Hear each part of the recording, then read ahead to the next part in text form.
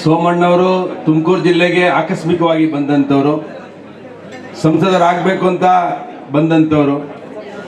ಆದಮೇಲೆ ನಾವ್ಯಾರು ಅಂದ್ಕೊಂಡಿರಲಿಲ್ಲ ಅವರು ರೈಲ್ವೆ ಸಚಿವರಾಗಿ ನಮ್ಮ ತುಮಕೂರು ಜಿಲ್ಲೆಯಿಂದ ದೇಶಕ್ಕೆ ಸ್ವಾತಂತ್ರ್ಯ ಬಂದು 75 ವರ್ಷ 77 ವರ್ಷ ಆದಮೇಲೆ ತುಮಕೂರು ಜಿಲ್ಲೆಯಿಂದ ಯಾರು ಕೇಂದ್ರ ಸಚಿವರಾಗಿರಲಿಲ್ಲ.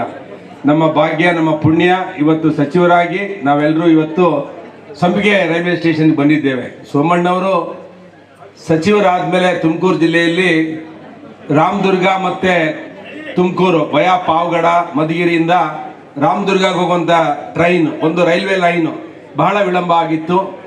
ಅದಾದಮೇಲೆ ತುಮಕೂರಿಂದ ದಾವಣಗೆರೆಗೆ ಹೋಗುವಂಥ 2 ರೈಲು ಮಾರ್ಗಗಳು ಬಹಳ ವರ್ಷಗಳಿಂದ ನೆನೆಗುದ್ದಿಗೆ ಬಿದ್ದಿದ್ದು. ಸೋಮಣ್ಣವ್ರು ಬಂದಮೇಲೆ ಅವೆರಡೂ ಪ್ರಾಜೆಕ್ಟನ್ನು ತಗೊಂಡು 2025ರಿಂದ ಇನ್ನೊಂದು ವರ್ಷದಲ್ಲಿ ಸಂಪೂರ್ಣ ದಾವಣಗೆರೆ ತುಮಕೂರು ಹೋಗುವಂಥ ಟ್ರೈನು, ರಾಮದುರ್ಗಕ್ಕೆ ಹೋಗುವಂಥ ತುಮಕೂರು ಟು ರಾಮದುರ್ಗ, ಇವೆರಡನ್ನು ಕೂಡ ಇನ್ನು 1 ವರ್ಷದಲ್ಲಿ ಸಂಪೂರ್ಣ ಮಾಡಿ ಸನ್ಮಾನ್ಯ ನರೇಂದ್ರ ಮೋದಿ ಅವರಿಂದ ಉದ್ಘಾಟನೆ ಮಾಡಿಸ್ಬೇಕು ಅಂತ ಹೇಳಿ ಸಂಕಲ್ಪ ಮಾಡಿ ಕೆಲಸ ಮಾಡ್ತಿದ್ದಾರೆ. ಇವತ್ತು ಸಾಕಷ್ಟು ಅಂಡರ್ ಬ್ರಿಡ್ಜ್ಗಳು ಇರ್ಬೋದು, ಸಾಕಷ್ಟು ಅಂಡರ್ ಬ್ರಿಡ್ಜ್ಗಳು ಇವತ್ತು ಹೇಳ್ಕೊಂಬರ್ತಿದ್ರು. ಅವ್ರು 886 ಅಂಡರ್ ಬ್ರಿಡ್ಜ್ಗಳನ್ನು ನಾವು ಈ ವರ್ಷ ತಗೊಂಡಿದ್ದೇವೆ ಅಂತೇಳಿ. ಅಂದರೆ ಪದೇ ಪದೇ ನಮ್ಮ ಜನಕ್ಕೆ ತೊಂದರೆ ಆಗ್ತಾ ಇತ್ತು. ಈ ಬ್ರಿಡ್ಜ್ಗಳು, ಓವರ್ ಬ್ರಿಡ್ಜ್ಗಳು ಮತ್ತು ಅಂಡರ್ ಬ್ರಿಡ್ಜ್ಗಳಿಂದಲೇ ಟ್ರೈನ್ ಬಂದಂಥ ಸಂದರ್ಭದಲ್ಲಿ 15-20 ನಿಮಿಷ ನಮ್ಮ ಸಮಯಗಳನ್ನು ಹಾಳು ಮಾಡ್ತಾ ಇತ್ತು. ಪ್ರತಿ ದಿವಸನೂ ಕೂಡ 1 ಗಂಟೆ ಆ ರೈಲ್ವೆ ಬ್ರಿಡ್ಜ್ ಹತ್ರ ಕಾಯ್ಬೇಕಾಗಿತ್ತು ನಾವು, ಆ ರೈಲ್ವೆ ಇದ್ರ ಹತ್ರ.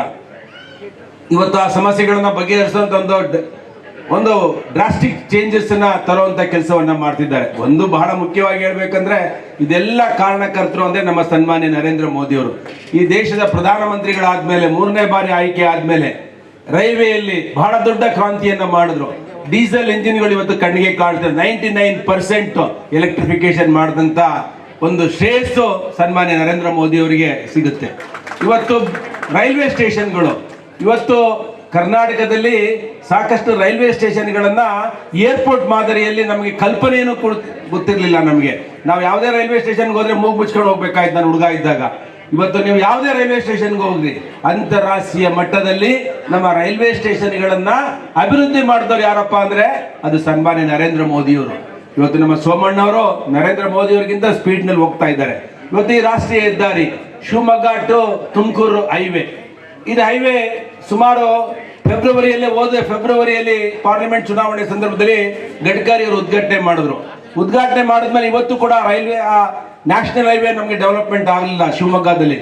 ಸೋಮಣ್ಣವರು ದಿನ ಬೆಳಗ್ಗೆ ಆದ್ರೆ ಇವತ್ತು ರಾಷ್ಟ್ರೀಯ ಹೆದ್ದಾರಿಯಲ್ಲಿ ಅವ್ರ ಇಲಾಖೆ ಇಲ್ಲ ಅಂದ್ರೂ ಕೂಡ ತುಮಕೂರು ಜಿಲ್ಲೆಯ ಹಿತದೃಷ್ಟಿಯಿಂದ ಇವತ್ತು ಶಿವಮೊಗ್ಗ ಟು ತುಮಕೂರು ಏನೇನು ಗೊಂದಲಗಳಿತ್ತು, ರೈತರ ಸಮಸ್ಯೆಗಳಿತ್ತು, ಎಲ್ಲವನ್ನ ಗಡ್ಕರಿ ಅವ್ರದ್ದು ತಗೊಂಡೋಗಿ ಇವತ್ತು ಪರಿಹಾರ ಮಾಡಿ ಇನ್ನೊಂದು 6 ತಿಂಗಳಲ್ಲಿ ಸಂಪೂರ್ಣ ಮಾಡೋರಿದ್ದಾರೆ.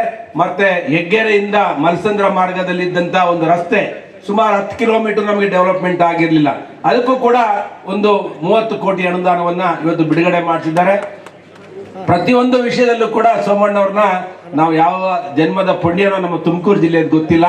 ಪ್ರತಿಯೊಂದು ವಿಷಯಗಳನ್ನು ಕೂಡ ತಮ್ಮ ಗಮನ ಹರಿಸಿ ರಾಷ್ಟ್ರೀಯ ಹೆದ್ದಾರಿ ಇರ್ಬೋದು ಮತ್ತೆ ರೈಲ್ವೆ ಇಲ್ಲಿರ್ಬೋದು ಕ್ರಾಂತಿಯನ್ನ ತಂದಂಥವ್ರು ಸೋಮಣ್ಣವರು. ನಮ್ಗೆಲ್ರಿಗೂ ಹೆಮ್ಮೆ ಆಗಿದೆ. ಸೋಮಣ್ಣವರು ಇನ್ನೂ ಕೂಡ ಅವರಿಗೆ ದೇವರು ಆರೋಗ್ಯವನ್ನು ಕೊಡ್ಲಿ, ಆಯುಷನ್ನ ಕೊಡ್ಲಿ, ಇನ್ನೂ ಶಕ್ತಿಯನ್ನ ಆ ಭಗವಂತ ಕೊಡ್ಲಿ ಅಂತೇಳಿ ಇವತ್ತು ಸಂಪಿಗೆಯಲ್ಲಿ ಬಹಳ ದಿನಗಳಿಂದ ಬೇಡಿಕೆ ಇತ್ತು ಇಲ್ಲೊಂದು ಸ್ಟಾಪ್ ಕೊಡಬೇಕು ಅಂತೇಳಿ. ಸೋಮಣ್ಣವ್ರು ಬಂದ್ಮೇಲೆ ಎಲ್ಲ ಟ್ರೈನ್ಗಳು ಕೂಡ ತುಮಕೂರಿನಲ್ಲಿ ನಿಲ್ಲಂಗಾಗಿದೆ ಅಂತ ಹೇಳಿದ್ರೆ ನಿಜವಾಗಲೂ ಕೂಡ ನಾವೆಲ್ಲರೂ ಕೂಡ ಸೋಮಣ್ಣವ್ರಿಗೆ ನಾವು ಆಶೀರ್ವದಿಸಬೇಕು ಅಂತ ಹೇಳಿ ಪ್ರಾರ್ಥನೆ ಮಾಡಿ, ಸೋಮಣ್ಣ ಅಂತ ಒಬ್ಬ ದೈವ ಸಂಭೂತ ಅಂತ ಹೇಳಿದ್ರು ತಪ್ಪಾಗಲ್ಲ. ಅವರು ಬಂದ ಮೇಲೆ ಒಂದು ಕ್ರಾಂತಿಯನ್ನೇ ನಾವು ತುಮಕೂರು ಜಿಲ್ಲೆಯಲ್ಲಿ ನೋಡ್ತಾ ಇದ್ದೇವೆ.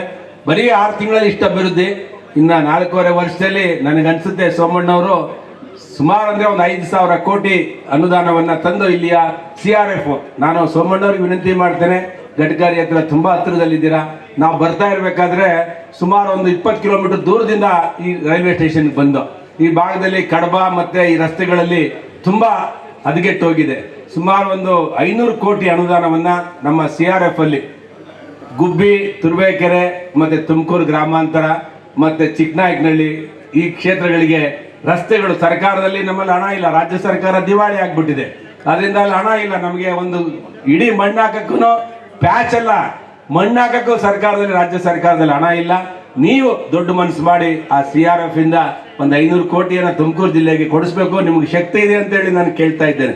ಇಷ್ಟಾದ್ರೆ ನಿಜವಾಗ್ಲೂ ಕೂಡ ನಾವು ಇನ್ನೂ ಕೂಡ ನಿಮಗೆ ದೊಡ್ಡ ಮಟ್ಟದಲ್ಲಿ ನೀವೇ ನಮ್ಮ ಮುಖ್ಯಮಂತ್ರಿ ಅನ್ನೋ ರೀತಿಯಲ್ಲಿ ನಾವು ಅಭಿನಂದನೆ ಸಲ್ಲಿಸ್ತೇವೆ ಅಂತ ಹೇಳಿ ಈ ಕಾರ್ಯಕ್ರಮಕ್ಕೆ ಸಾಕಷ್ಟು ಸಂಖ್ಯೆಯಲ್ಲಿ ಬಂದಿದ್ದೀರಾ. ಒಂದು ಚಿಕ್ಕ ಕಾರ್ಯಕ್ರಮಕ್ಕೆ ಇಷ್ಟು ಸಂಖ್ಯೆಯಲ್ಲಿ ಭಾಗವಹಿಸಿದ್ದೀರಾ ಅಂದ್ರೆ ಸೋಮಣ್ಣವ್ರ ಮೇಲೆ ಪ್ರೀತಿ ಮತ್ತೆ ನಂಬಿಕೆ ವಿಶ್ವಾಸ, ಅದಕ್ಕೆ ನಿಮಗೂ ಕೂಡ ಅಭಿನಂದನೆ ಸಲ್ಲಿಸಿ ನಾನು ಮಾತು ಮುಗಿಸ್ತೇನೆ. ನಮಸ್ಕಾರ.